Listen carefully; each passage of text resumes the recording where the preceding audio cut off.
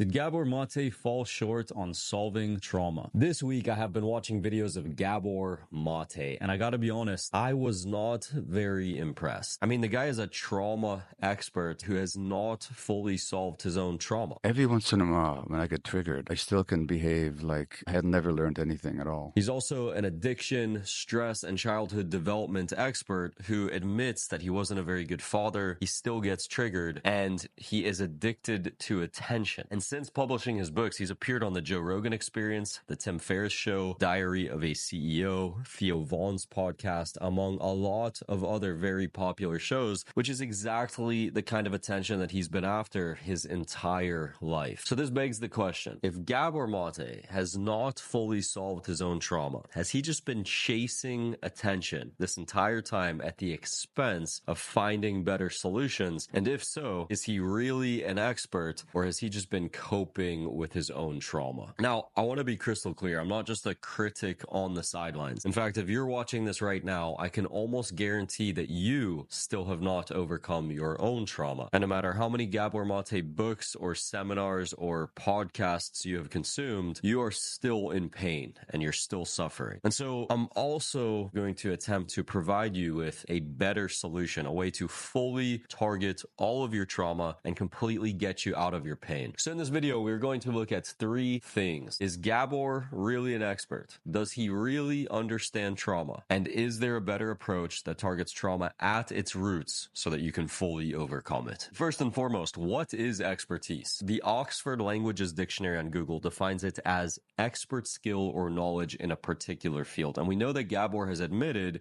that he has not fully solved his own trauma. So we know that he lacks the skill to solve his own trauma. And this is a big deal because if I'm looking to get in shape, I don't want to hire an out-of-shape personal trainer. I want my trainer to walk the walk. I want to know that my trainer is actually going to be able to help me. Which begs the question, what did Gabor get wrong? Why has he not been able to solve his own trauma? And what is he missing? So Gabor defines trauma as a wound. Trauma is a psychological wound that you sustain. But trauma is not a wound, it is actually an infection. And this is important because trauma behaves like an infection. It grows, it spreads, and if left untreated, it will get worse. And so if you treat trauma like a wound, you're never going to be able to fully overcome it. And so here are the 5 big things that you must know about trauma to overcome it. Number 1, trauma is an infection of beliefs. This is how our brains process and store information. We take information in, we form beliefs, and then we can access and use that information in the future. Number 2, beliefs are magnetic. This is why confirmation bias exists, and this is why all clinical trials that are to be taken seriously have to be double-blind studies, because you do not want the expectations and beliefs of the researchers to contaminate the data. And this means that every traumatic event does not just lead to one traumatic belief. Trauma pulls in a range of dysfunctional beliefs. It's like a snowball rolling down a hill. And this is why processing trauma and talking about trauma does not fully address all the trauma. Number 3, no event is too big or too small to cause trauma. Gabor sees trauma as black and white. He thinks some events can cause trauma while others cannot cause trauma. I went to this movie last night and I was traumatized. No, you weren't. You were just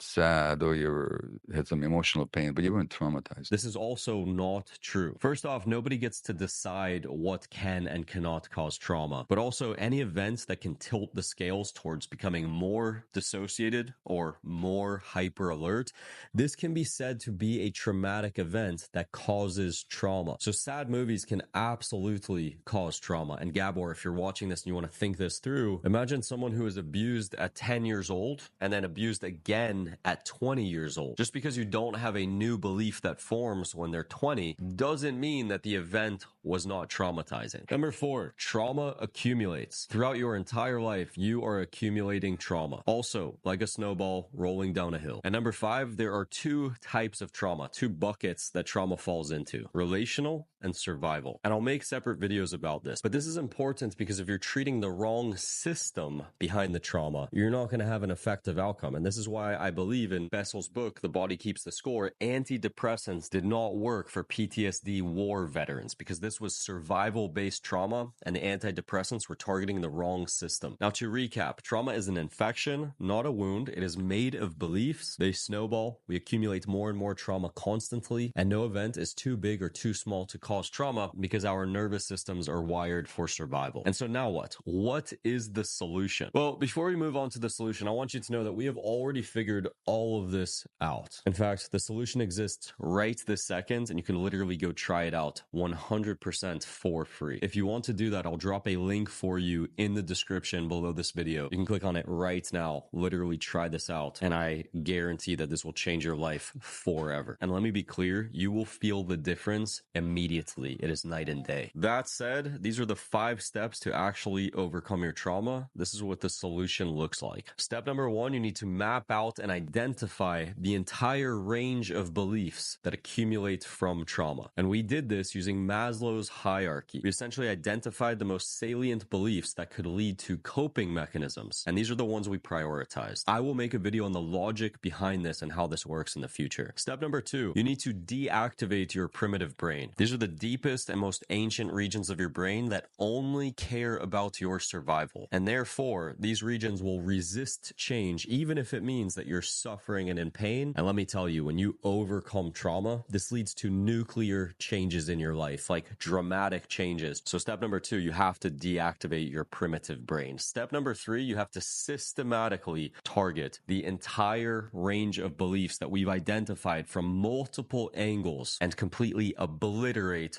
all of the roots of all of those beliefs and completely clear out the entire infection. And this feels freaking amazing. And when you do this, you get to step number 4, which is to reconnect with your authentic self. Now, this happens completely automatically. You literally at this point do not have to do anything at all. When you remove the traumatic beliefs, this is the natural consequence because coping mechanisms take you away from your authentic self. They require that you cope in order to get your needs met, and so you're not being authentic. So if you're a people pleaser and you take out the beliefs behind that, all of a sudden you are no longer a people pleaser. Like that entire goal-oriented emotional system is just wiped out. It's completely gone. And so you don't have to fight against it or try to force yourself to be authentic. This literally happens automatically. Step number 5 is you now live authentically. This also happens completely automatically throughout this process. And this creates a feedback loop, which then reinforces that authenticity and everything just spirals upwards and gets stronger and more amplified. And this feels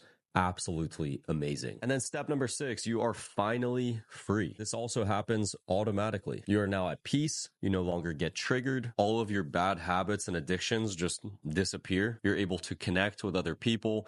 Your health goes through the roof. Literally everything you could possibly imagine and want just happens automatically because this is literally the result of just getting rid of your trauma, wiping it all out. And so again, if you want to try this out for yourself, right now for free and feel what this feels like, you can literally click the link in the description right now and go check it out. That said, that is it. I hope you guys have a wonderful day and we'll talk soon.